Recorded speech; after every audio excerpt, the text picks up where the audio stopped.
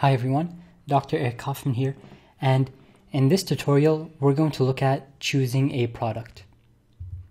So we're going to see what makes a good product, what makes a bad product.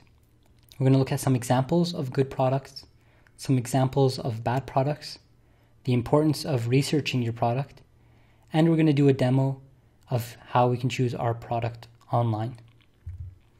So first of all, what makes a good product?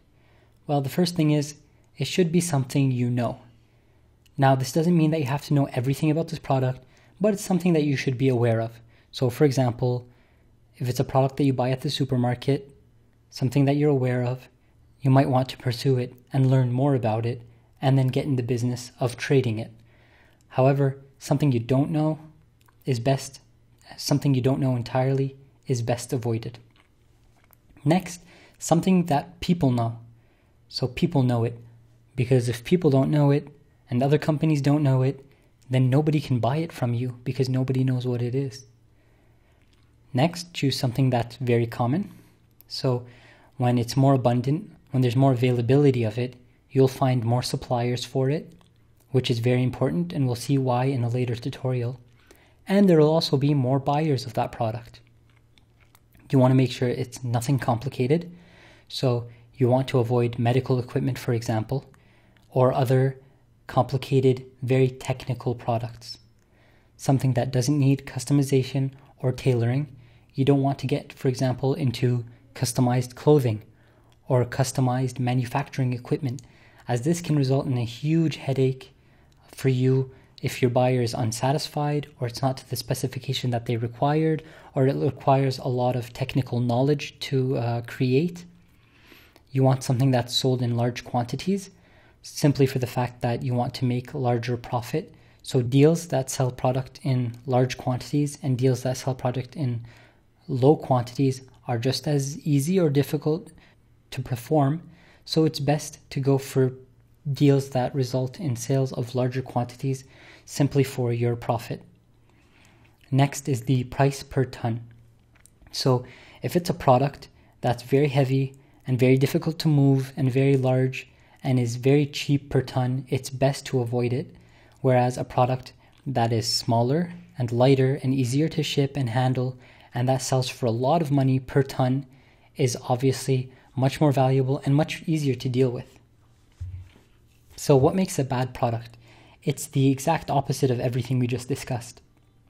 So a bad product is complicated and difficult to understand for both you and your buyers. If it's too niche, then nobody knows what it is and therefore nobody is buying it. If it's uncommon, either no one is supplying it or no one buys it. If it needs customization, such as clothing or manufacturing equipment, it's best to be avoided because it can result in delayed deals and complications once the deal actually goes through. Avoid things sold in small quantities, since you won't be making much money per sale. And avoid products that sell for a low price per ton, since it's a logistics and shipping nightmare and isn't worth the profit, which is usually a smaller profit. So, what are some examples of good products?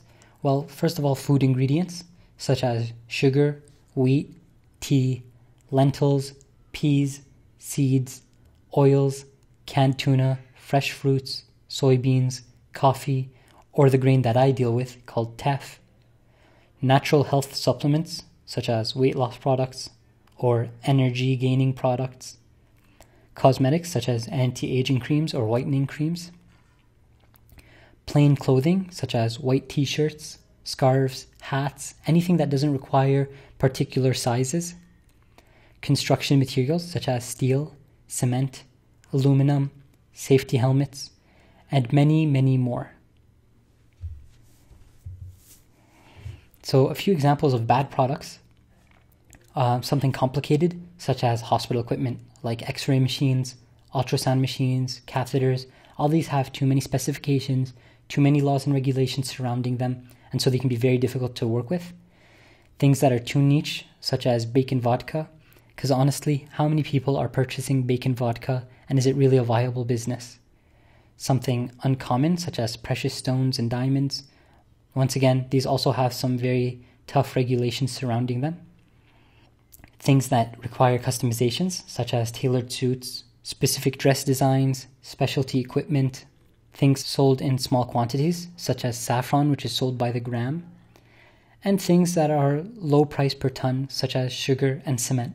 Now you'll notice sugar and cement were also in the list for good products.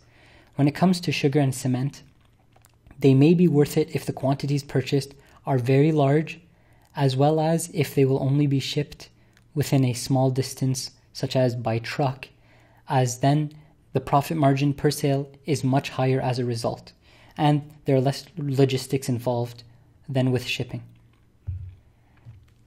So you should always research your product of choice.